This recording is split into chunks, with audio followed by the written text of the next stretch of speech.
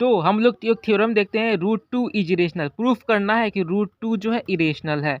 तो प्रूफ करने के लिए इतना मतलब बता देता हूँ। तो सबसे पहले मान लेते हैं, let us assume the contrary, यानी कि हमें पता है कि रूट टू इरेशनल है, लेकिन हम अपोजिट मान लेते हैं कि रूट टू रेशनल है। That root two is rational, root two rational हम लोग मान लेते हैं। So we can find integers r and s such that root two बराबर आर बटे एफ।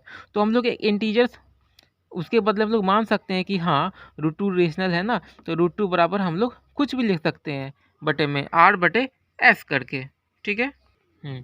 तो आर बटे एस करके मतलब अगर 2 है तो 2/1 लिख सकते हैं। ठीक है। 6 है, 6/4 है तो 6/4 ही लिख सकते हैं। ठीक है।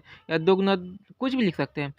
Suppose r and s have a common factor other than 1, और मान लेते हैं कि जो आर और एस है उसका जो कॉमन फैक्टर है वो एक के अलावा भी। जैसे यहाँ पे इसका कॉमन फैक्टर क्या है, एक ही है, लेकिन यहाँ पे इसका क्या है कॉमन फैक्टर 2 है। 2 से 1 कट जाएगा, 2 तिया 6, 2 दूना 4। ठीक है। तो उसी तरह मान ली कि इसका जो कॉमन फैक्टर है वो एक के अलावा भी है। Then we divide by the common factor to get root two बराबर ए बाय बी। तो हम लोग इस नंबर को जिस नंबर से डिवाइड करेंगे कॉमन फैक्टर से, उससे डिवाइड करने के बाद ये नंबर ए बटे बी, यानी नंबर चेंज हो जाएगा। अभी जैसे 6/4 है तो नंबर 2 तिया 6 और 2 दूना 4, यानी कि 3/2 हो जाएगा। ठीक है। Where a and b are coprime. अच्छा, डिवाइड करने के बाद अब मान लेते हैं कि वो जो है को प्राइम बन गया है। ठीक है। को प्राइम मतलब कि दोनों का कॉमन फैक्टर एक ही है। अब ये किसी और नंबर से नहीं कटेगा। जैसे 6 और 4 है ना, ये 2 से कट रहा था, 2 तिया 6, 2 दूना 4, लेकिन अब ये को प्राइम हो गया। अब ये और किसी नंबर से नहीं कटेगा। सो हम लोग यहाँ पे लिख सकते हैं ए बराबर क्या लिख सकते हैं, b√2 क्रॉस मल्टीप्लाई। ठीक है। कर दे यहाँ पे। अब यहाँ पे क्या करेंगे, squaring on both sides and rearranging we get, दोनों तरफ स्क्वायर करेंगे। अच्छा, यहाँ पे एक बात है, तो यहाँ पे हम लोग देख सकते हैं जैसे कि ये इस तरह से है कि a बराबर b√2, मतलब कि 6 बराबर 12/2 है ना, तो 12 बराबर 6 गुना 2 है ना, 12 हो सकता है बराबर। तो वही यहाँ पे मैंने किया है। अच्छा, स्क्वायरिंग दोनों साइड करने के बाद b√2 का स्क्वायर बराबर a का स्क्वायर, तो यहाँ पे हो जाएगा 2b का स्क्वायर। ठीक है। √2 का स्क्वायर 2 हो जाएगा और b का स्क्वायर b स्क्वायर हो जाएगा बराबर a स्क्वायर, तो है ही जो 2b स्क्वायर बराबर a स्क्वायर। ठीक है। तो देयरफॉर हम लोग यहाँ से देखते हैं 2 डिवाइड्स a स्क्वायर, 2 जो है ए स्क्वायर को डिवाइड कर रहा है, मतलब अगर बी स्क्वायर बराबर ए स्क्वायर बाय 2 लिख सकते हैं, तो मतलब 2 जो है ए स्क्वायर को डिवाइड कर रहा है। और थ्योरम 1.2 को से मैंने जो पहले बताया था, तो उसके अकॉर्डिंग 2 जो है डिवाइड करेगा ए को, उस नंबर को। तो यहाँ पे हम लोग लिख सकते हैं ए बराबर 2c, यानी कोई इंटीजर है, ए को अगर 2 से डिवाइड करें तो कोई इंटीजर जो है इस तरीक़ा से आ जाएगा। जैसे यहाँ पे 6 और 2 से डिवाइड किए तो 2 3 जा 6 आ गया।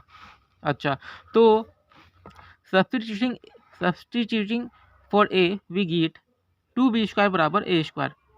तो 2b स्क्वायर बराबर ए बराबर हम लोग क्या लिखे थे 2c, तो 2c का स्क्वायर। ठीक है।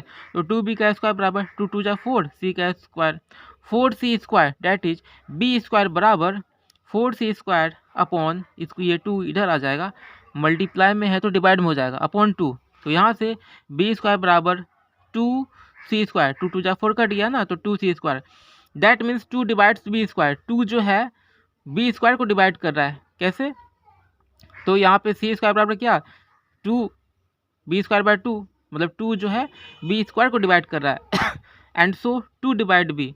ठीक है। तो इस तरह से 2 b को भी डिवाइड कर रहा है बाय यूजिंग थ्योरम 1.2, जो हम लोग थ्योरम देखे थे, विद p बराबर 2, है ना। तो therefore a and b have at least 2 as a common factor.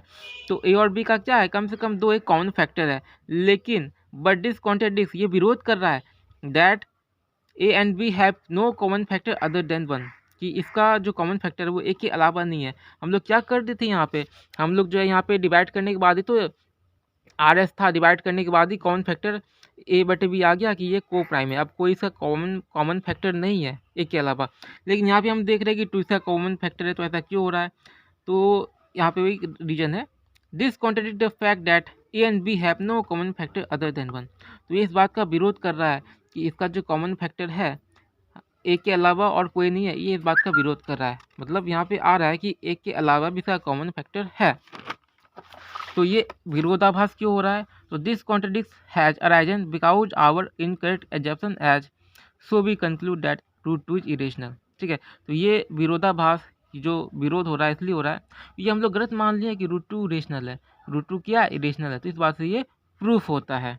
अगर आपको वीडियो में और भी कुछ समझ में नहीं आया तो कमेंट में बता दें, मैं आपको डिटेल एक्सप्लेन करके बता दूंगा। वीडियो अच्छा लगे तो लाइक करें, कमेंट करें, शेयर करें और मेरे इस YouTube channel Speed Chilli Education को ज़रूर सब्सक्राइब करें। इससे हमारा हौसला बढ़ता है, उत्साह बढ़ता है और हमें लगता है कि हमें और भी अच्छी वीडियो बनानी चाहिए। Thank you so much.